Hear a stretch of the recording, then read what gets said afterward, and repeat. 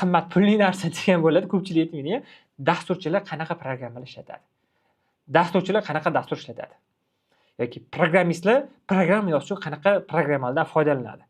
Men o'zimga shaxsan hozirda ko'p yordam berayotgan programmalar bilan sizlarni tanishtiraman. Va bulardan foydalansanglar, sizlarga ham katta foyda bo'ladi. Ekranni katta rejimga o'tkazib olamiz.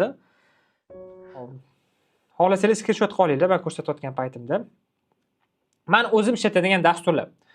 PyCharm mana shu dastur. Eng ko'p ishlataman. Kodlarni ko'pincha PyCharmda yozaman. Juda oson va qulay, kodlarni boshini boshlab bersangiz o'zi yozib yuboradigan darajada. Va Dbeaver va DataGrip. Dbeaver mana bu nomi kichkina hayvoncha turgan va bu DataGrip. Ko'proq DataGrip ishlataman. Bu ma'lumotlar bazasi bilan oson ishlashga yordam beradi. Misol uchun aytaylik, sizda O'zbekiston fuqarolarining millionlab qatorli ma'lumotlar bazasi bor. Ana o'shalarni mana shu programmada ochib ishlanadi. Pasportlar ma'lumotlar bazasi bo'lishi mumkin. Pullar, tranzaksiyalar, bitta kartadan boshqa kartaga pul o'tgan. Mana shu DataGripda men o'shalarni tahlil qilaman, u ma'lumotlar bilan ishlayman. Xo'p, yana nima ko'rsatsam bo'ladi sizlarga? Xo'p, Docker dastur yozib bo'ldim, tayyor bo'ldi. Uni serverga qo'yishim uchun menga yordam beradi. Bu Docker bu shunaqa narsaki, dasturingiz bitta konteynerga solib beradi. Konteyner bilasizlar, ovqat solgan konteyner idishchalar bor-ku. Xuddi shunga o'xshab, programmangizni konteynerga soladi. Konteynerga solib turib, serverga borib qo'yasiz. Osonda. Tashkil qilsangiz, osh pishirdingiz. Oshni qo'lingizda bunaqa maydalab, hovuchlab olib borib qo'ygan yaxshimi yoki shuni idishga solib turib, olib borib serverga qo'ygan yaxshimi? Bu bizga mana shu konteynerlar beradi. Xo'p. Yana bitta dahshati bor, kursor. Kursor bu sizga o'zi dastur ham qaysi ma'noda yozishingizga yordam beradi. Bu sizning xizmatkoringiz, programmist xizmatchisi. Mayda dasturlar bo'ladi, yozayotgan paytimda misol uchun vaqtim oladi-da, o'zi oddiy narsa, lekin vaqt oladi. O'shlarni men bunga ayirib qo'yaman. Mana bu narsani yozib tur deyman. Men ishimni ancha tezlashtirib beradi. Kursor sun'iy intellekti.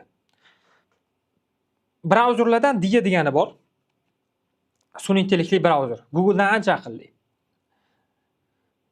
Va Comet ham shuni raqobatchisi. Xo'p, yana ishlatiladiganlardan Postman degani bor. Postman bu frontend bor, backend bor. O'rtasida aloqa bor. Ya'ni backend frontendga ma'lumot jo'natadi. Ya'ni saytda tashqarisida ko'rib turgan narsasi bor, shu qayerdandir keladi serverdan. Ana o'sha narsa API degan narsa bilan amalga oshiriladi. Shularni tekshirish uchun siz yozgan narsangizni o'zingiz tekshirib ko'rishingizga yordam beradi. Postmanda tekshirib ko'rsangiz bo'ladi. Yozgan dasturingizni, ya'ni backendlarni tekshiradi. Backendchi yozgan backendni tekshirish mumkin. Soddiq aytganda. Va men Notion ishlataman. Bu hammaga kerak, faqat programmistga emas. Notion siz bilimlaringizni gruppalab qo'ysangiz bo'ladi. Ya'ni nimadir o'rgandingizmi, o'sha o'rganayotgan narsangizni shu yoqqa yozib borsangiz bo'ladi. Misol uchun dasturlashda ish topish manbalari yozib qo'ygan bu yoqqa. Hozir mayda ko'rinyapti. Chunki o'zi pulli narsa mayda ko'rinsin deb. Men shu yoqqa ko'p nimadir narsa o'rgansam, alohida rasmlar bilan joylab ketaman. Baribir hamma narsa esdan chiqadi. Hech kim yodlab qola olmaydi. Bir haftadan keyin esdan chiqib ketadi nimadir o'rgangan narsa. To'g'rimi? Hammada bo'lgan-a? Ana o'sha narsalarni men bu yoqqa qo'yib ketamanki, kerak paytda bittada qirib topa olaman. Mana rasmlar qo'yib ketaman, xohlagan narsa. Kerak paytda bittada qirib topa olaman. O'rganayotgan narsamni shu yoqqa yozib ketaman, konspekt qilib. Bu meni shunaqa daftarcham. Notion degan ilova. Asosan hayotda, kundalik hayotda men mana shu dasturlardan keng foydalanaman.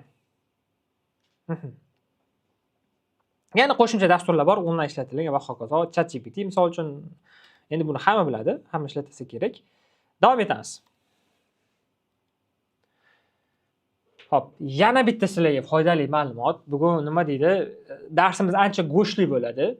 Quruq bo'lib qolmaydi. Go'shtli deganda faqat kerak bilimlarni berib ketaveraman. Kerak paytda screenshot olib qo'yinglar. Notebook LM degan narsa bor. Shu bilan tashtiraman. Nimadir o'rganmoqchisiz yoki bitta 2 soatlik videoni ko'rishga erinmoqchisiz, ingliz tilida tem bo'lgan u video nima yordam beradi? Notebook LM. Google'ni hamma narsani tezroq va aqlliroq o'rganishingizga yordam beradigan dasturi. Notebook LM. Tekin shunaqa yoziladi. Notebook LM. Notebook LM mana ko'rdinglar. Istalgan mavzuni o'rganing, oson o'rganing. Qanaqa bu bilan biz hamma narsani oson o'rganishimiz mumkin.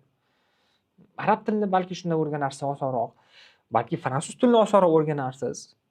Mana hozir foydalanib ko'ramiz. Kirganimda menga o'zi nimadir taklif qilyapti, har xil Biz yangisini yaratamiz. Yangi yaratishni bosamiz. Manba. Nimani o'rganmoqchimiz? Manbani beramiz. Aytaylik, kitob bo'lishi mumkin. PDFda 500 varaqlik kitob yuklasangiz bo'ladi.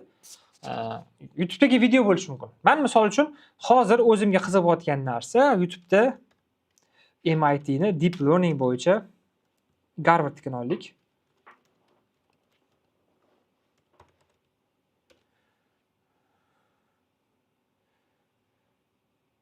Bu kichikroq.